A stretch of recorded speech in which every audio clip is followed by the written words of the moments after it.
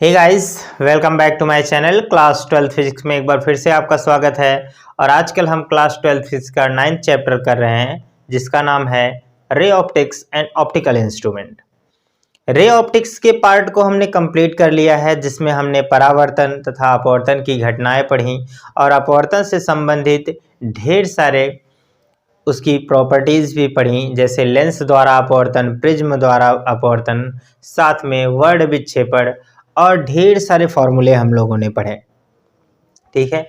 और साथ ही हमने प्रकाश के प्रकीर्णन को समझा, वर्ण विक्षेपण को समझा, इंद्रधनुष कैसे बनता है, इन सारे टॉपिक्स को हमने क्लियर किया। और अब हम अपने इसी 9th चैप्टर के सेकंड पार्ट पर इंटर कर चुके हैं, जिसका नाम है प्रकाशिक यंत्र, जिसे हम इंग्लिश में ऑप्टिकल इंस्ट्रूमेंट कहते हैं। तो ऑप्टिकल इंस्ट्रूमेंट का ये पहला लेक्चर होगा और हमारे इस रे ऑप्टिक्स का 16th लेक्चर होगा। काफ़ी बड़ा चैप्टर है, इसलिए थोड़ा टाइम लग रहा है इसमें, तो घबराएं नहीं। चैप्टर लंबा है, इसलिए छोटे छोटे वीडियोस हम बना रहे हैं ताकि आपके एक एक टॉपिक्स क्लियर होते रहें। तो सबसे सस्ता और सबसे नेचुरल प्रकाशिक यंत्र है हमारा मानव नेत्र, जो फ्री में अवेलेबल होता है, सभी के पास होता है। भगवान ने गॉड गिफ्टेड कर दिया है इसे, इसमें कोई पैसा नहीं लगता है। तो सबसे पहले हम इसी को पढ़ेंगे, उसके बाद जिसको मानव ने बनाया है, जैसे सरल सूक्ष्मदर्शी, संयुक्त सूक्ष्मदर्शी, इन सब चीज़ों को भी समझेंगे और साथ में उनके ढेर सारे फॉर्मूले को डेरिवेट करेंगे। तो चलिए शुरू करते हैं आज अपना एक पहला ऑप्टिकल इंस्ट्रूमेंट, जिसे हम कहते हैं ह्यूमन आई। तो देखते हैं ह्यूमन आई क्या है। इसका स्ट्रक्चर हमने पहले से ही बोर्ड पर बना दिया है। देखिए, अगर हम बोर्ड पर इसे बनाने की कोशिश करते तो टाइम बहुत ज़्यादा लगता, तो आप इस फिगर को देख सकते हैं और बना भी सकते हैं। इसके एक एक पार्ट को हम डिफाइन करेंगे और अच्छे से समझेंगे। तो क्या होता है मानव नेत्र और इसके क्या क्या पार्ट्स हैं और हर पार्ट का क्या क्या काम है, इन सब बातों पर हम आज डिस्कस करेंगे। तो चलिए शुरू करते हैं सबसे पहले इस लेक्चर को। और इससे पहले आप इस वीडियो को लाइक कर दीजिए, शेयर कर दीजिए, ताकि हमें भी सपोर्ट मिले और ये सीरीज़ बहुत लंबी जाए और अच्छी से चलती रहे।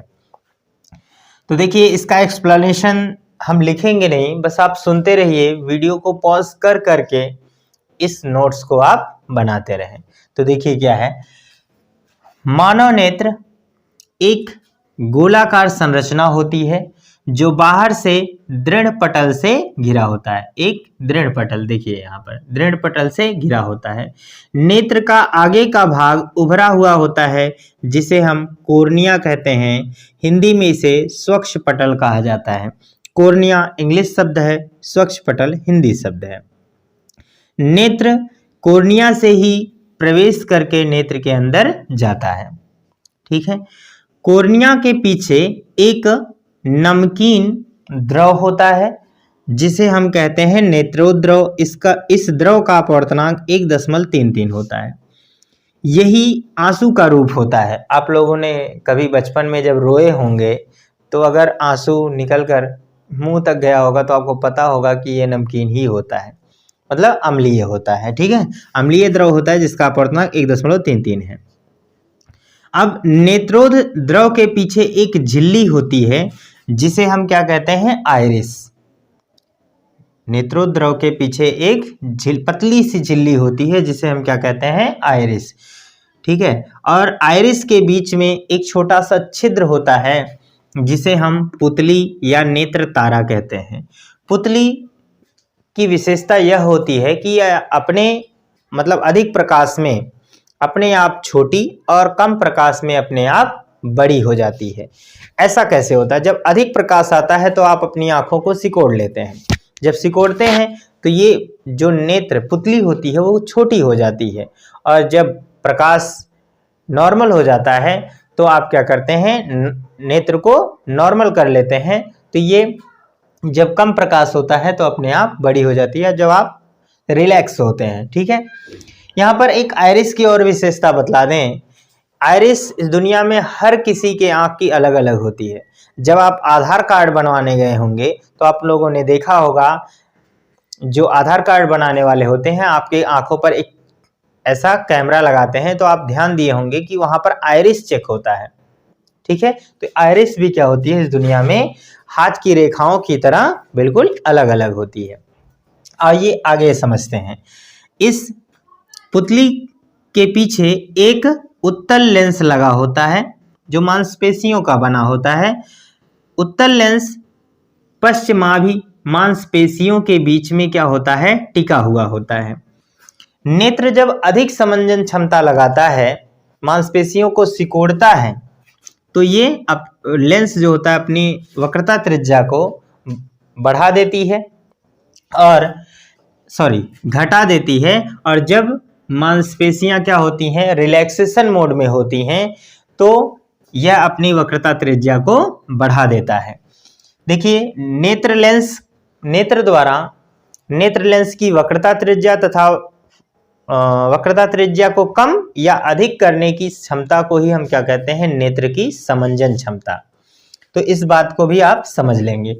अब नेत्र लेंस के पीछे एक अन्य द्रव होता है जिसे हम क्या कहते हैं, काचाम्ब द्रव। इस काचाम्ब द्रव का क्या कार्य है? काचाम्ब द्रव नेत्र में चिपचिपेपन को बनाए रखता है, आंख को सूखने नहीं देता है। यदि आंख सूख जाएगी तो यह क्या हो जाएगा, खराब हो जाएगा। ठीक है, यानी नेत्र में चिपचिपेपन को बनाए रखता है यह द्रव। इसका अपवर्तनांक होता है 1.44। 1 दशमलव कितना होता है, 44। काचाम्ब द्रव के पीछे, या हम यूं कहें कि नेत्र के सबसे निचले परत को हम दृढ़ पटल कहते हैं, इसे इंग्लिश में रेटिना कहते हैं। सिर्फ आप यही नाम जानिए कि नेत्र का जो भीतरी परत होता है वो रेटिना कहलाता है, जिसे हम दृढ़ पटल भी कह सकते हैं। रेटिना पर ही किसी भी वस्तु का प्रतिबिंब बनता है। रेटिना पर किसी भी वस्तु का जो प्रतिबिंब बनता है वो उल्टा बनता है, पर ये सूचना मस्तिष्क में सिराओं के माध्यम से, देखिए ये आपका नेत्र है, यहाँ से सिराएं खुली होती हैं इस मस्तिष्क में। तो नेत्र में रेटिना पर जो प्रतिबिंब बनता है वो उल्टा बनता है, लेकिन मस्तिष्क इसे अनुभव के अनुसार क्या करता है, सीधा देख लेता है। तो नेत्र में रेटिना पर ही किसी भी वस्तु का प्रतिबिंब बनता है। नेत्र के रेटिना पर मध्य बिंदु होता है जो पीला होता है, जिसे हम क्या कहते हैं, पीत बिंदु। एक बार फिर से समझेंगे। रेटिना की परत के मध्य बिंदु पीला होता है, जिसे पीत बिंदु कहते हैं, और पीत बिंदु पर बना हुआ किसी भी वस्तु का सबसे अधिक स्पष्ट प्रतिबिंब बनता है। ठीक है, अब यहां पर क्या समझेंगे, इसके बाद यहां पर होगा रेटिना पर एक अंध बिंदु होता है, जहां पर बने वस्तु का जो प्रतिबिंब होता है वो बिल्कुल दिखाई ही नहीं देता है। अगर यहाँ पर किसी वस्तु का प्रतिबिंब बनेगा तो दिखाई नहीं देगा। तो इतनी बातें समझ लेंगे। यहीं पर एक और बात समझते हैं कि रेटिना जो है वो 2 प्रकार की कोशिकाओं से मिलकर बना होता है। एक को हम शलाका कोशिका कहते हैं और दूसरे को हम शंकु कोशिका कहते हैं। शलाका कोशिकाएं जो होती हैं वो प्रकाश की तीव्रता के लिए सुग्राही होती हैं, जबकि शंकु कोशिकाएं प्रकाश के रंग के लिए सुग्राही होती हैं।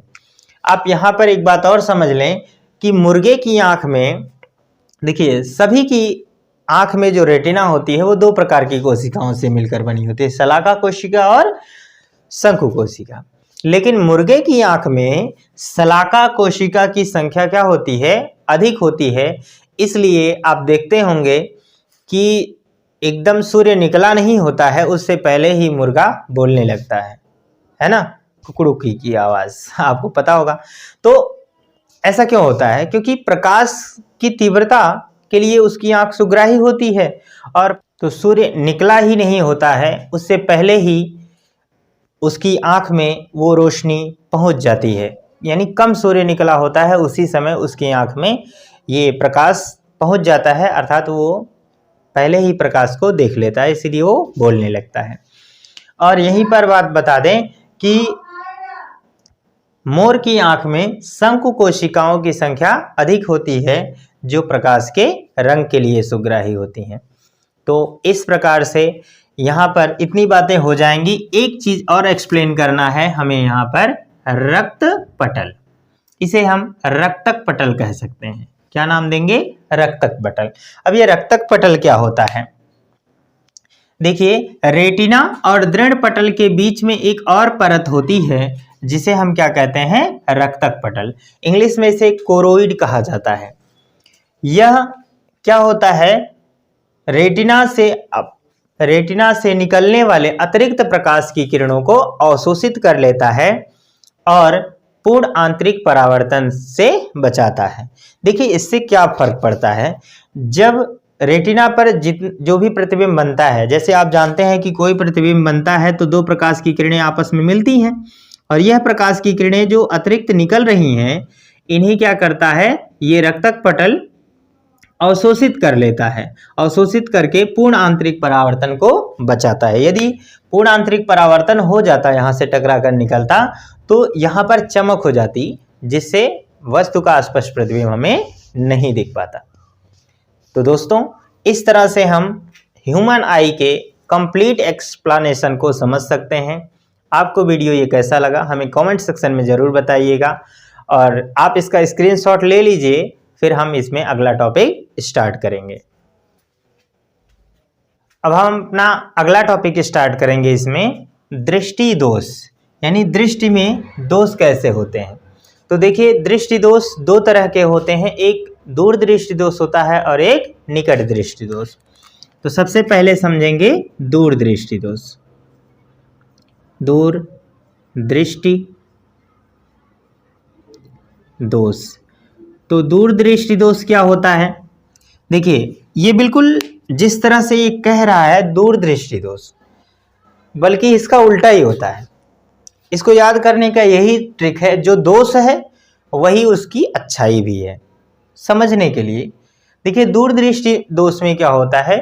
मनुष्य को दूर की वस्तुएं तो स्पष्ट दिखाई देती हैं, परंतु नज़दीक की वस्तुएं स्पष्ट नहीं दिखाई देती हैं।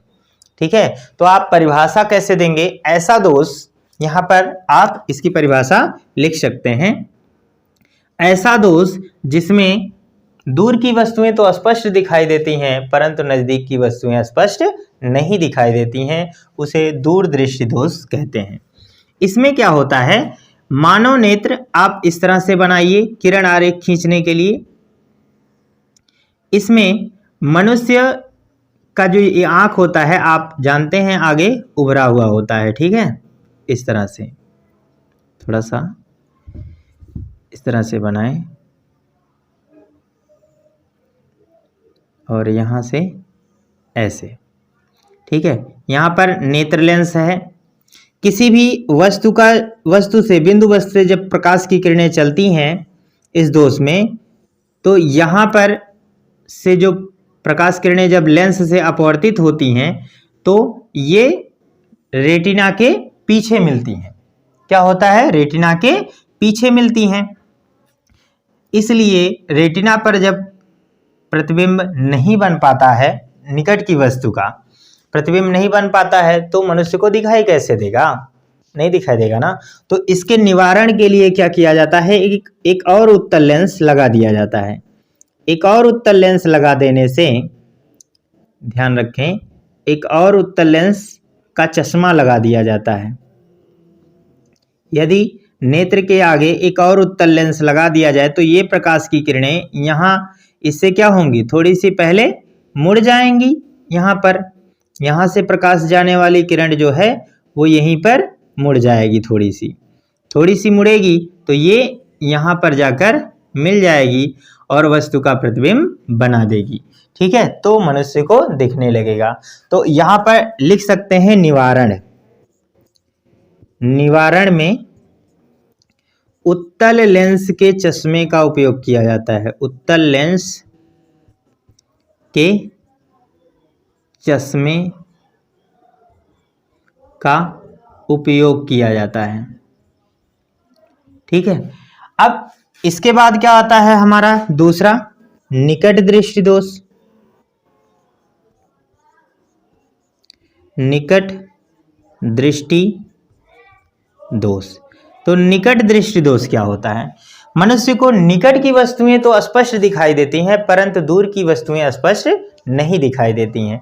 तो इसमें क्या होता है कि जब किसी नेत्र पर, देखिए यहां पर एक नेत्र बनाएं,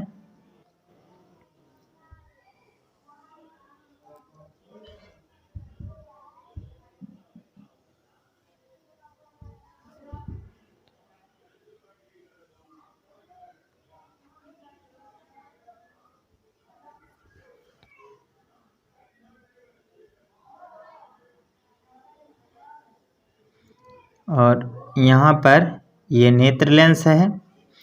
जब दूर से प्रकाश की किरणें यहाँ पर आती हैं, ठीक है, तो इस दोष में क्या होता है, किसी बिंदु वस्तु से चलने वाली जो प्रकाश की किरणें हैं वो रेटिना के पहले ही मिल जाती हैं। क्या होती हैं? रेटिना के पहले ही मिल जाती हैं। इसलिए जब तक रेटिना पर प्रकाश किरणें नहीं मिलेंगी तब तक प्रतिबिंब नहीं बनेगा, और प्रतिबिंब नहीं बनेगा तो वस्तु दिखाई नहीं देगी। तो जब पहले ही बन जाता है तो भी वस्तु नहीं दिखाई देती, और दूर बनता है तो भी नहीं दिखाई देती। तो इस कारण से अब इस प्रतिबिंब को दूर करने के लिए क्या किया जाता है? अवतल लेंस के चश्मे का उपयोग किया जाता है। यदि नेत्र के आगे एक अवतल लेंस लगा दिया जाए तो ये प्रकाश की किरणें जो यहाँ पर मिल रही थी वो थोड़ा सा यहाँ से फैल जाएंगी, फैलकर इस बिंदु पर जब आपतित होंगी, और यहाँ से भी ये प्रकाश की किरण क्या होगी? फैल जाएगी, फैलकर इस बिंदु पर आपतित होगी, और ये प्रकाश की किरणें थोड़ा और जाकर दूर मिलेंगी, अर्थात रेटिना पर बना दिया जाएगा। ठीक है, रेटिना पर जब प्रकाश की किरणें मिलने लगेंगी तो हम कहते हैं कि मनुष्य को वस्तु का प्रतिबिंब यानी वस्तु दिखाई देने लगेगी। ठीक है, तो यहाँ पर क्या किया जाएगा? अवतल लेंस के चश्मे का उपयोग किया जाता है। ठीक है, अब देखिए आपको ये समझ में आता होगा कि सर ऐसे कैसे होता है कि फिक्स यहाँ पर लगा देते हैं तो यहीं पर बन जाएगा। तो देखिए अवतल लेंस, ये लेंस की क्षमताएं अलग अलग होती है ना, अलग अलग क्षमता के लेंस का प्रयोग किया जाता है, चेक किया जाता है कि कौन सा लेंस इस वस्तु का जो प्रतिबिंब है वो रेटिना पर बना देगा, तो उसी लेंस के चश्मे को मनुष्य को दे दिया जाता है। तो यहाँ पर लिखेंगे निवारण में, यहाँ पर लिख लें निवारण, यहाँ पर लिख लें निवारण। निवारण में अवतल लेंस, अवतल लेंस के चश्मे का उपयोग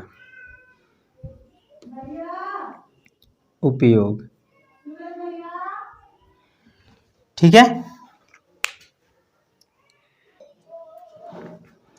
अब हम यहीं पर समझेंगे अगला टॉपिक।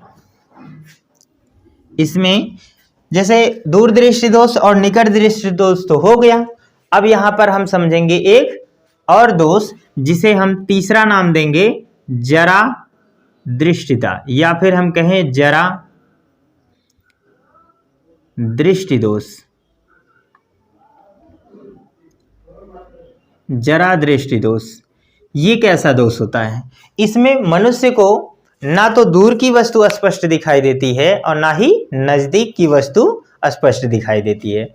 तो हम परिभाषा में क्या लिखेंगे? यहाँ पर परिभाषा जब दीजिएगा तो यहाँ पर ये लिखिएगा, ऐसा दोष जिसमें मनुष्य को ना तो दूर की वस्तुएं स्पष्ट दिखाई दें ना ही नजदीक की वस्तुएं स्पष्ट दिखाई दें, तो उसे जरा दृष्टि दोष कहते हैं।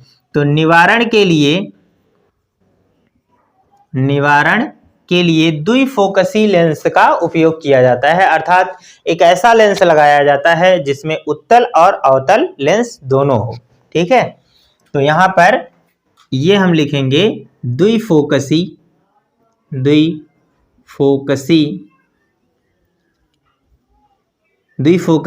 लेंस के चश्मे का उपयोग किया जाता है, चश्मे का उपयोग उपयोग किया जाता है। ठीक है, अब यहाँ पर कुछ और दोष भी आते हैं, जैसे एक और दोष आता है वर्णांधता। वर्णांधता, वर्णांधता क्या होता है? कलर, यहाँ पर देखिए वर्णांधता क्या होता है? Colour difference. ठीक है, तो मनुष्य को कलर नहीं स्पष्ट हो पाता है, तो यहाँ पर ये लिखेंगे ऐसा दोष जिसमें मनुष्य को रंगों की स्पष्ट पहचान ना हो पाए उसे हम वर्णांधता कहते हैं। क्या कहते हैं? कलर, रंगों की पहचान नहीं हो पाती है, रंगों की पहचान में समस्या। ठीक है, रंगों की पहचान नहीं कर पाते हैं तो उसे हम क्या कहते हैं? वर्णांधता। ठीक है, अब एक और दोष आता है अभिबिंदुकता। पांचवा दोष है अबिंदुकता, यहां पर नाम देंगे, सॉरी, अबिंदुकता। अबिंदुकता क्या होता है? यहां पर देखिए मनुष्य को रंगों और दूर नजदीक में कोई प्रॉब्लम नहीं होती है, लेकिन इस दोष में क्या होता है? मनुष्य को लाइन डिफरेंस हो जाता है। ठीक है, जैसे मान लीजिए आपके पास यहाँ पर एक गोला है, तो इसमें कुछ इस तरह की लाइनें हैं, एक सीधी लाइनें हैं और कुछ क्या हैं? पड़ी लाइनें हैं। ठीक है, तो मनुष्य को जो पड़ी लाइनें हैं, ठीक है, ऐसे पड़ी लाइनें ऐसे तिरछी नजर आएंगी इस तरह से। ठीक है, ऐसे पड़ी लाइनें ऐसी नजर आएंगी और जो खड़ी लाइनें हैं यानी ऊर्ध्वाधर हैं वो किस तरह से नजर आएंगी? अब यहाँ पर ना बना के हम यहाँ पर बना दें। ये लाइनें जो होंगी जो ऊपर से हैं वो इस तरह से, ऐसे इस तरह से हो जाएंगी। ठीक है, मतलब उन्हें लाइनिंग में, मतलब किसी भी वस्तु का जो लाइनिंग है वो स्पष्ट नहीं दिख पाएगा, मतलब टेढ़ा नजर आएगा। ठीक है, तो इस प्रकार से ह्यूमन आई के कंप्लीट एक्सप्लेनेशन को हम कंप्लीट कर सकते हैं। वीडियो पसंद आया हो तो लाइक करके जाना, यदि पसंद ना आए तो डिसलाइक भी कर देना। यदि कोई भी डाउट्स रह जाए तो कमेंट सेक्शन में लिखें। Thanks for watching this video. I will see you again in next video.